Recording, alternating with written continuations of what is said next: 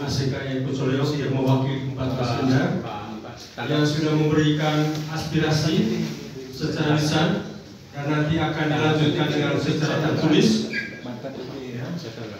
Kemudian yang kedua, saya tanggapi dulu dari Bapak Vincentius tadi. Jadi poin penting dari Pak Vincent ini turun ke lapangan. Apa yang kita katakan hari ini terrealisir nanti ketika kita turun. Bapak Ibu, untuk turun nanti dari kami, nanti kami rapat dulu secara lembaga. Ya, tidak bisa serta-merta pada saat ini kami yang hadir di sini mengatakan besok atau lusa. Rapat dulu secara lembaga dan apa yang kita bicarakan pada hari ini disampaikan kepada ketua DPR. Ya, saya kira seperti itu pimpinan. Karena teman-teman tadi memperkenalkan diri masa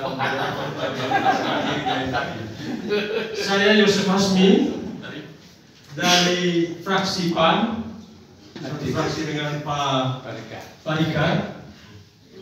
Saya dari Dapil 4 Cibareo. Ya, saya kira cukup.